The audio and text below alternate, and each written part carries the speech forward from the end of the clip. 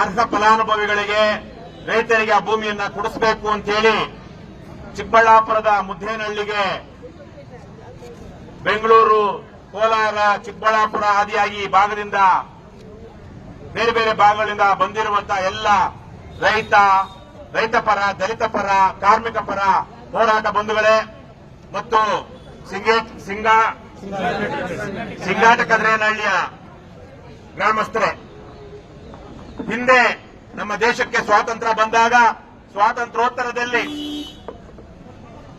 ಒಂದು ಆದರ್ಶದಲ್ಲಿ ಮಹಾತ್ಮ ಗಾಂಧೀಜಿ ಅವರ, ಜವಾಹರ್ಲಾಲ್ ನೆಹರೂರವರ, ಅಂಬೇಡ್ಕರ್ ಅವರ ಆದರ್ಶದಲ್ಲಿ ನಮ್ಮ ಅಂದಿನ ರಾಜಕಾರಣಿಗಳು ಮತ್ತು ಸರ್ಕಾರಿ ಅಧಿಕಾರಿಗಳು ರಾಷ್ಟ್ರ ನಿರ್ಮಾಣದಲ್ಲಿ ತೊಡಗಿಕೊಂಡಿದ್ರು.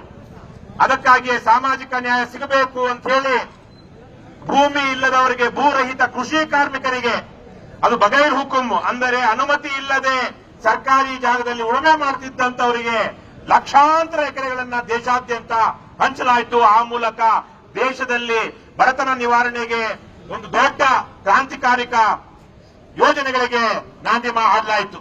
ನಮ್ಮ ಕರ್ನಾಟಕದಲ್ಲಿಯೂ ಅದೇ ರೀತಿಯಲ್ಲಿ ಮೈಸೂರು ಮಹಾರಾಜರ ಕಾಲದಲ್ಲಿಯೇ ಇಲ್ಲಿ ದಲಿತರಿಗೆ, ಬಡವರಿಗೆ ಭೂ ಹಂಚಿಕೆ ಆಗಿತ್ತು.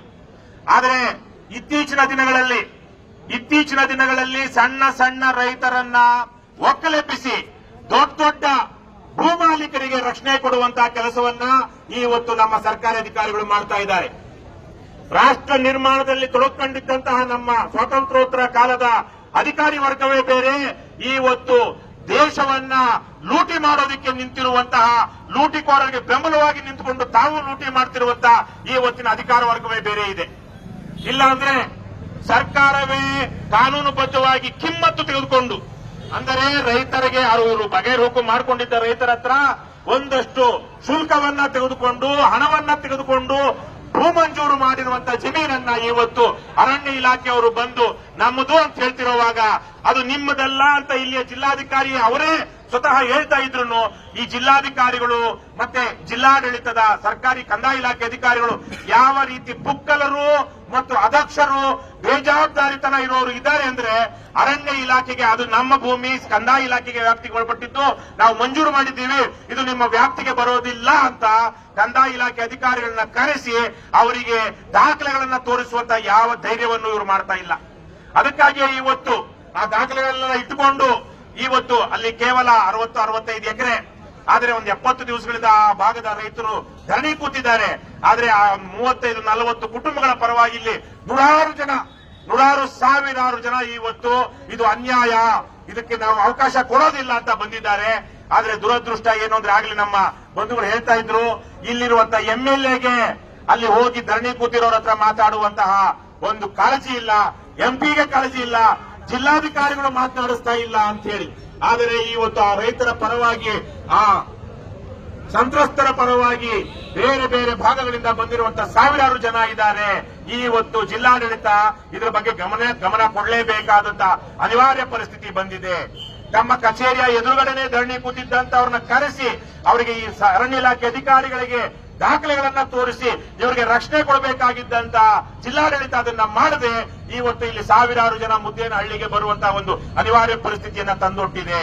ಆದ್ರೆ ಜಿಲ್ಲಾಡಳಿತದಿಂದ ಯಾರು ಬಂದಿದ್ದಾರೋ ಇಲ್ವೋ, ಪೊಲೀಸರಂತೂ ಸಾವಿರಾರು ಸಂಖ್ಯೆಯಲ್ಲಿ ಬಂದಾಗೆ ಕಾಣಿಸ್ತಾ ಇದ್ದಾರೆ.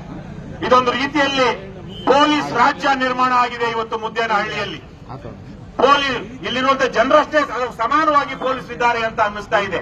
ಈ ತರಹದ ಭಯಭೀತ ವಾತಾವರಣ, ಆತಂಕ ಉಂಟು ಮಾಡುವಂತ ವಾತಾವರಣವನ್ನ ಸೃಷ್ಟಿ ಮಾಡೋದಕ್ಕೆ ಜಿಲ್ಲಾಡಳಿತ ಯಾವತ್ತೂ ಮುಂದಾಗಬಾರದು. ಇದು ಪ್ರಜೆಗಳ ಸರ್ಕಾರ, ಪ್ರಜಾಡಳಿತ, ಪ್ರಜಾಪ್ರಭುತ್ವ. ಇದು ಯಾವುದೋ ಒಬ್ಬ ರಾಜಂದೋ, ಸರ್ವಾಧಿಕಾರಿದೋ, ಸೇನಾಡಳಿತವೋ ಇರುವಂತಹ ತೊತ್ತುಗಳು ಪ್ರಜೆಗಳಾಗಿರುವಂತಹ ಆಡಳಿತ ಸರ್ಕಾರ ಅಲ್ಲ ಇದು ಪ್ರಜಾಪ್ರಭುತ್ವ ಸರ್ಕಾರ. ಪ್ರಜಾಪ್ರಭುತ್ವದಲ್ಲಿ ಜನರ ರಕ್ಷಣೆಗಾಗಿ ಜನರೇನಾದ್ರು ತಪ್ಪು ಮಾಡಿದರೆ ಅವರಿಗೆ ಶಿಕ್ಷೆ, ಕಾನೂನುಬದ್ಧವಾಗಿ ನ್ಯಾಯಾಲಯದಲ್ಲಿ ಶಿಕ್ಷೆ ಕೊಡಿಸಿ ಮಿಕ್ಕಾಗೆ ಕಾನೂನು ಮತ್ತು ಸುವ್ಯವಸ್ಥೆ ಕಾಪಾಡೋದಕ್ಕೆ ಮಾತ್ರ ಪೊಲೀಸ್ ಇರಬೇಕೆ ಹೊರತು ಅವರನ್ನ ದಮನ ಮಾಡುವಂತಹ ರೀತಿಯಲ್ಲಿ, ಹಿಂದೆ ಬ್ರಿಟಿಷರ ಪೊಲೀಸ್ ಇದ್ದ ರೀತಿಯಲ್ಲಿ ನಮ್ಮ ಪೊಲೀಸ್ ವ್ಯವಸ್ಥೆ ಇರಬಾರದು. ಆದರೆ ದುರದೃಷ್ಟವಶಾತ್ ಇವತ್ತು ಅಂತಹ ಒಂದು ಸಂದರ್ಭ ಇಲ್ಲಿ ಸೃಷ್ಟಿಯಾಗಿದೆ. ಆದರೆ ಬ್ರಿಟಿಷರ ಸೈನ್ಯದಲ್ಲಿ, ಪೊಲೀಸ್ ವ್ಯವಸ್ಥೆಯಲ್ಲಿದ್ದಂತಹ ಪೊಲೀಸರ ಗುಂಡಿಗೆ ಎದೆ ಕೊಟ್ಟಂತಹ ಜನರ ನಾಡು ಈ ಚಿಕ್ಕಬಳ್ಳಾಪುರ. ಇಲ್ಲೇ ವಿಧುರಾಶ್ವತ್ಥದಲ್ಲಿ ವಿದುರಾಶ್ವತ್ಥದಲ್ಲಿ 1936ರಲ್ಲಿ ಅಥವಾ 39ರಲ್ಲಿಯೋ ಆವತ್ತೇನೆ ಸುಮಾರು 11 ಜನ ಅಧಿಕೃತವಾಗಿ ಹುತಾತ್ಮರಾದದ್ದು. ಮೈಸೂರು ರಾಜರ ಪೊಲೀಸರ ಗುಂಡೇಟಿಗೆ ಅವರು ಎದುರು ನಿಂತು ಗುಂಡು ತಿಂದು ಹುತಾತ್ಮರಾದಂತಹ ಜನರ ನಾಡು ಈ ಚಿಕ್ಕಬಳ್ಳಾಪುರ ಜಿಲ್ಲೆ. ಹಾಗಾಗಿ ಇವತ್ತು ಅದು 35 ಜನ ಇರಬಹುದು ಇಲ್ಲಿ ಕುಟುಂಬಗಳು ಸಂತ್ರಸ್ತರು, ಆದರೆ ಒಬ್ಬೊಬ್ಬರಿಗೆ 20-50 ಜನರ ರೀತಿಯಲ್ಲಿ ಇಲ್ಲಿ ಜನ ಬಂದಿದ್ದಾರೆ. ಅದನ್ನ ಗಮನಿಸಿಕೊಂಡು ಜಿಲ್ಲಾಡಳಿತ ಈ ಕೂಡಲೇ ಶಾಂತಿಯುತವಾಗಿ ಅಹಿಂಸಾತ್ಮಕವಾಗಿ ಅಂಬೇಡ್ಕರ್ ಅವರ ಆದರ್ಶದಲ್ಲಿ, ಮಹಾತ್ಮ ಗಾಂಧೀಜಿಯವರ ಆದರ್ಶದಲ್ಲಿ ಈ ಹೋರಾಟಕ್ಕೆ ಮುಂದಾಗಿರುವ ಜನರನ್ನ, ಅವರು ರೈತರನ್ನ ಕರೆದುಕೊಂಡೋಗಿ ಜಮೀನಿಗೆ ಬಿಡುವಂತಹ ಸಂದರ್ಭದಲ್ಲಿ ಅಂತಹದಕ್ಕೆ ಅರಣ್ಯ ಇಲಾಖೆ ಅಧಿಕಾರಿಗಳೇನಾದರೂ ಅಡ್ಡ ಬಂದ್ರೆ ಅವರನ್ನ ನಿರ್ಬಂಧಿಸೋದಿಕ್ಕೆ ಮಾತ್ರ ಪೊಲೀಸ್ ವ್ಯವಸ್ಥೆ ಇರಬೇಕೇ ಹೊರತು ಇಲ್ಲಿ ಬಂದಿರುವಂತಹ ರೈತರ ಪರವಾಗಿ ಪೊಲೀಸರು ನಿಂತು ರೈತರಿಗೆ, ಇಲ್ಲಿ ಬಂದಿರುವಂತಹ ಹೋರಾಟಗಾರರಿಗೆ ರಕ್ಷಣೆ ಕೊಡಬೇಕಾದಂತಹ ಕೆಲಸವನ್ನ ಪೊಲೀಸರು ಮಾಡಬೇಕು ಅಂತ ನಾನು ಅವರಲ್ಲಿ ವಿನಂತಿ ಮಾಡ್ತೀನಿ. ಕೊನೆಯದಾಗಿ ಈ ನನಗೆ ತುಂಬಾ ಸಂತೋಷ ಆಗಿದ್ದೇನು ಅಂದ್ರೆ, ಎಷ್ಟೋ ಹೋರಾಟದಲ್ಲಿ ಸಂತ್ರಸ್ತೇ ಜಾಸ್ತಿ ಸಂಖ್ಯೆಯಲ್ಲಿ ಬರೋದಿಲ್ಲ. ಅದರಿಂದ ಯಾವುದೇ ಒಂದು ಹೋರಾಟದಿಂದ ಅನುಕೂಲವಾಗುವಂತಹ ಫಲಾನುಭವಿಗಳು ಬರೋದಿಲ್ಲ. ಇವತ್ತು ಸಂತ್ರಸ್ತರು ಅಥವಾ ಫಲಾನುಭವಿಗಳು ಯಾರಿದ್ದಾರೆ ಅವ್ರ ಜೊತೆಗೆ ಇಂತಹ ಒಂದು ಹೋರಾಟವನ್ನು ಬೆಂಬಲಿಸಬೇಕು ಅಂತೇಳಿ ಅವಿಭಜಿತ ಕೋಲಾರ ಜಿಲ್ಲೆ ಜನ, ಅನೇಕ ಹೋರಾಟಗಾರರು ಇಲ್ಲಿಗೆ ಬಂದಿದ್ದಾರೆ. ಅವರ ಜೊತೆಗೆ ಅವರ ಸಂಘಟನೆ ಜನರನ್ನು ಸಹ ಕರೆದುಕೊಂಡು ಬಂದಿದ್ದಾರೆ. ಇದು ಸಣ್ಣದೇ ಒಂದು ಗುಂಪಿನ ಜನರ ಹೋರಾಟ ಆದ್ರೂ ಇದು ರಾಜ್ಯಾದ್ಯಂತ ಈ ತರಹದ ಸಂಕಷ್ಟದಲ್ಲಿರುವಂತಹ ಎಲ್ಲ ಅಂತಹ ರೈತರ ಪರವಾದ ಹೋರಾಟ ಇದು ಅನ್ನೋದನ್ನು ನಾವು ಗಮನಿಸಿಕೊಳ್ಬೇಕು. ಇವತ್ತು 100 ಎಕರೆಯನ್ನ ಭೂ ಒತ್ತುವರಿ ಮಾಡಿರುವಂತಹ ಬಲಾಢ್ಯರಿಗೆ ನಮ್ಮ ಸರ್ಕಾರ ರಕ್ಷಣೆ ಕೊಡ್ತಾ ಇದೆ.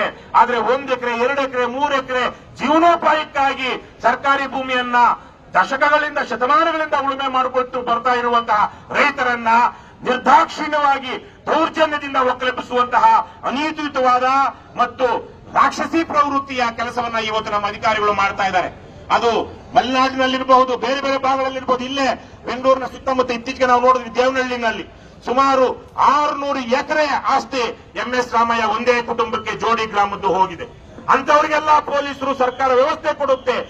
ಅಂತಹ ಬಲಾಢ್ಯರು ಮಾಡಿರುವಂತಹ ಭೂ ಒತ್ತುವರಿಯನ್ನ, ಮಲೆನಾಡಿನಲ್ಲಿ 100 ಎಕರೆ ಅರಣ್ಯ ಭೂಮಿಯನ್ನ ಒತ್ತುವರಿ ಮಾಡಿರುವಂತವ್ರನ್ನ ಯಾಕೆ ಇಲ್ಲೇನೆ ಒಬ್ಬ ಪ್ರಭಾವಿ ರಾಜಕಾರಣಿ, ಶ್ರೀನಿವಾಸಪುರದ ಒಬ್ಬ ಪ್ರಭಾವಿ ರಾಜಕಾರಣಿ ಅರಣ್ಯ ಭೂಮಿಯನ್ನು ಒತ್ತುವರಿ ಮಾಡಿಕೊಂಡು ಅಲ್ಲಿ ಎಸ್ಟೇಟ್ ಮಾಡಿರೋದನ್ನ ತೆರವು ಮಾಡೋದಿಕ್ಕಾಗದೇ ಇರುವಂತಹ ಅದಕ್ಷ ಮತ್ತು ಪುಕ್ಕಲ ಅಧಿಕಾರಿಗಳು ನಮ್ಮ ವ್ಯವಸ್ಥೆಯಲ್ಲಿದ್ದಾರೆ. ಆದರೆ ಅರ್ಧ ಎಕರೆ, 1 ಎಕರೆ, 2 ಎಕರೆಯನ್ನ ಉಳುಮೆ ಮಾಡ್ಕೊಳ್ತಿರೋರ ಮೇಲೆ ಮಾತ್ರ ಇವರ ಶೌರ್ಯ ಮತ್ತು ಪ್ರತಾಪದ ಪ್ರದರ್ಶನ ಆಗುತ್ತೆ. ಅದನ್ನ ಖಂಡಿಸ್ತಾ ನಾವೆಲ್ಲರೂ ಸಹ ಈ ಹೋರಾಟದಲ್ಲಿ ಶಾಂತಿಯುತವಾಗಿ ಭಾಗವಹಿಸುತ್ತಿದ್ದೀವಿ. ಮತ್ತೊಮ್ಮೆ ಜಿಲ್ಲಾಡಳಿತ ಇದನ್ನು ಗಮನಿಸಿಕೊಂಡು, ವಿಶೇಷವಾಗಿ ಇಲ್ಲಿ ಬಂದಿರುವಂತಹ ಪೊಲೀಸ್ ಅಧಿಕಾರಿಗಳು ನಮ್ಮೆಲ್ಲರ ಈ ಶಾಂತಿಯುತ ಹೋರಾಟವನ್ನ ಗಮನಿಸಿ ಅವರು ನಮಗೆ ರಕ್ಷಣೆ ಕೊಡಬೇಕು. ಅರಣ್ಯ ಇಲಾಖೆ ಅಧಿಕಾರಿಗಳೇನಾದ್ರೂ ಅಲ್ಲಿಗೆ ಬಂದಾಗ ಅವರನ್ನ ನಿರ್ಬಂಧಿಸಿ ರೈತರು ಉಳುಮೆ ಮಾಡ್ಕೊಳ್ಳೋದಕ್ಕೆ ಅವಕಾಶ ಮಾಡಿಕೊಡ್ಬೇಕು ಅಂತ ನಾನು ಈ ಸಂದರ್ಭದಲ್ಲಿ ಎಲ್ರಿಗೂ ಕೇಳ್ಕೊಳ್ತಾ, ಜೈ ಜೈ ಜೈ ಜೈ ಜೈ ಭೀಮ್. ನಮ್ಮ ಭೂಮಿ ನಮ್ಮ ಹಕ್ಕು, ನಮ್ಮ ಭೂಮಿ ನಮ್ಮ ಹಕ್ಕು, ಸಿಗಲೇಬೇಕು. ನಾವು ಬೆಳೆದರೆ ನಿಮಗೆ ಅನ್ನ, ನಾವು ಬೆಳೆದರೆ ನಿಮಗೆ ಅನ್ನ. ನಮ್ಮ ಭೂಮಿ ನಮ್ಮ ಹಕ್ಕು.